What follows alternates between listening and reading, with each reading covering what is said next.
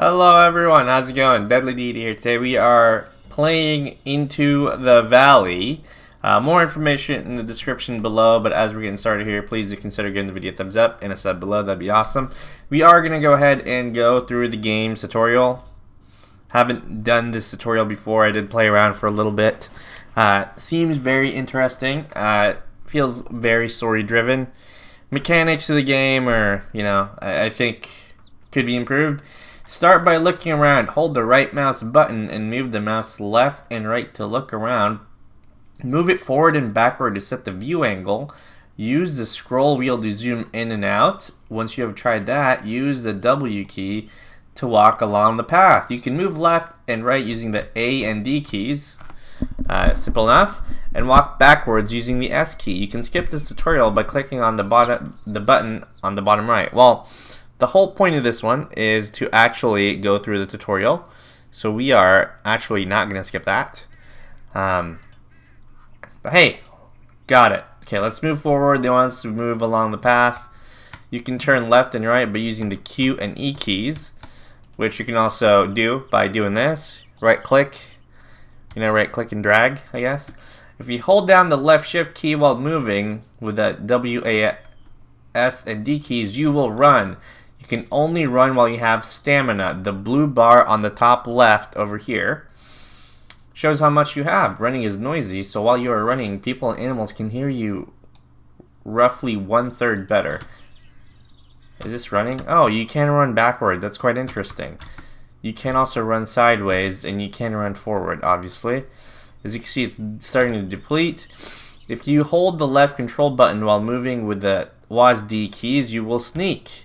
People and animals will find it roughly 1/3 harder to hear you. No one can hear you if you are standing still. Okay, so if we're like trying to be sneaky and stuff, that's what we need to do. If you push the C key, you will crouch. This makes it roughly 1/3 harder for people and animals to see you. Okay, so this, what do you call it? I don't know why it's not stopping there. Oh, you could use the V key to stand up again. Interesting.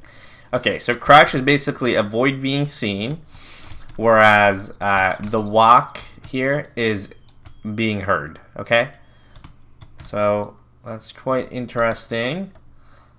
I don't see any animals or people that we need to be aware of right now. If you push the X key, you will lie down. This makes it roughly another 1/3 harder for people and animals to see you. You can use the WASD keys to crawl in this position. Use the V key to stand up again. Okay, so if we're really trying to be sneaky, we can do this.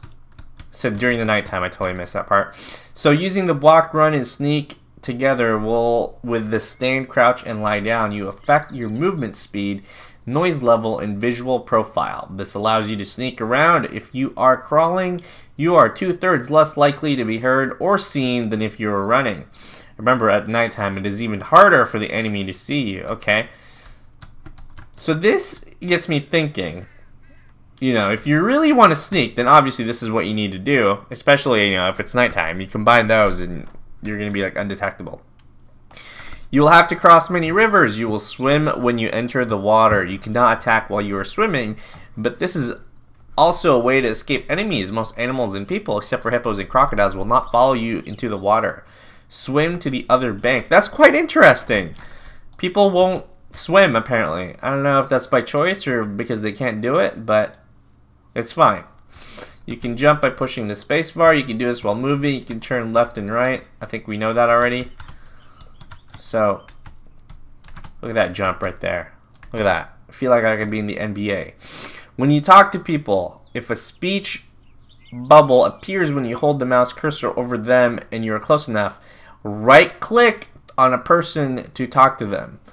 You can click the choice of your replies to them. If you accept a request, press L to open your quest log.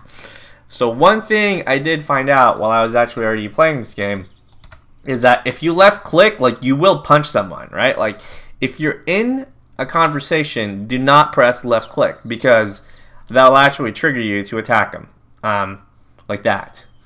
So a large part of this game is knowing where you are going. The bar on top will show you your direction, and the mini-map will give you an overview of you immediate surroundings. Icons on the bar and minimap will also help you. Green is friendly, blue is neutral, and red is enemies and danger. Alright, let's talk to Juba. Hey, you know what? We should never lose hope. Never give up. No, Juba, we won't. I am going to rescue your sister. I'll see you later. Thanks, son. I will see you soon. Alright, Juba is our son. Let's run. In the actual game, you open and close the main map by pushing the M key. This has been disabled for the tutorial.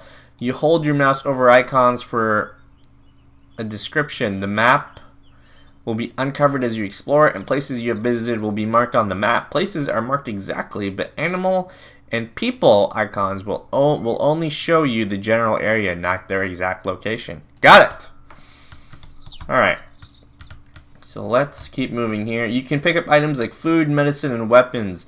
If you hold the mouse over an item and the icon turns into a hand and the item becomes highlighted, right-click to pick it up.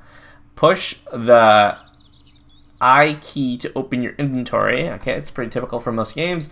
Click on the item in the inventory and either use or drop it. Sorry, here. Using items will increase your health, water, food, or happiness levels. Okay? Looks like we've got ourselves an apple here. We got cooked corn and cooked meat. That meat did not look cooked to me, but it's fine. So why don't we actually try? Should we eat an apple? Yeah, let's use an apple. Oh, see my food level there went up. So that's cool. Return to game. Okay, let's get out of there. No active quests right now. Your happiness decreases over time. Talking to people, finding clues about your daughter's whereabouts, and completing quests will increase your happiness. Making enemies, killing innocent people, and other events will decrease your happiness. If your happiness reaches 0, you will become suicidal and may kill yourself. Okay, so let's try our best to keep happy, I guess. Return to game. I don't know why that thing popped up. Saving has been disabled for the tutorial. In the game, you'll click the gear icon on the bottom right or push escape key to open your save menu. You only have 3 saves, so use them wisely. You can't override a save. If you do not save your progress, you will have to start over if you are killed. Okay? I mean, there's 3 save slots, so I'm assuming you're probably going to be fine. Here you can try out some of the weapons from the game. The best tactic for taking down a strong enemy is first hit them with a throwing spear or 2 before he reaches you, and then to engage him in hand-to-hand combat. Practice your combat in a safe environment. In the actual game, the enemy won't be standing still. You can skip this tutorial. Okay, yeah, we're not going to skip the tutorial. That's the whole point of us doing this video. Picking up weapons will add them to your action bar on the bottom of the screen. See this thing? Pushing the corresponding number buttons 1, 2, 3, etc. will equip those items. The best weapon of a type will appear on the action bar. Use the left mouse button to attack, like I had mentioned earlier. You have to be facing the enemy and in range. The cursor will change to a spear point to cause any damage. Okay. Better weapons will cause more damage. A wooden club will be far less effective than a metal mace. Shields will lessen the damage you get from blows, but this is also true of enemies. Smaller animals will be easier to kill than large animals. It will take many blows to kill an elephant, but a warthog will be quick to kill. Pressing F1 at any time will show you the controls panel. Oh. Well, I wonder if you could rearrange those. So this is quite interesting. So this is, I think, most of the stuff that we have just covered here, except for the shield and the torch. Okay, so why don't we just pick up everything? Okay. We got a bunch of throwing spears and a shield. Torch, medicinal herb. It doesn't look like I can rearrange. That doesn't appear to be a thing. Yeah, so doesn't look like you can rearrange, which is, I guess, fine. Okay. This is our throwing spear here. Let's also equip our shield. Why not? Oh yeah, look at that. Oh, you gotta re-equip it. Okay, interesting. And then you can pick it back up. Okay, make sure we actually pick it up. We also have a bow here. So we are winding up. Do we have unlimited arrows here? I don't see any arrows in my inventory. It seems to be very powerful if you could just stay far from people. Why don't we use a sword here? It's not turning into a cursor. Oh, there it is. Cool. Alright, so I think we've gotten the gist of the hand-to-hand combat. Not sure, maybe we'll take care of everyone. Yeah, look at that. Yeah! Let's do it! They didn't teach me how to use the torch. I don't know if this is a weapon or not, but it doesn't look like it. It won't let me attack with it. Sometimes if you're too close, it won't trigger. You have now completed the lessons in life you need. You can now skip the tutorial and go on to the main game. Alright, so looks like that is it for our tutorial. I did find it a little bit weird that opening the door wasn't covered. As well as, you know, I don't know, maybe if they would have given us a quest in one of the tutorials, maybe that would have improved it a little bit. But I also didn't get a sense for how I'm supposed to use the torch. And I'm not sure if the shield is like a passive thing. Like if you just have it out, like it's good or not. But anyway, that is essentially it for this game's tutorial.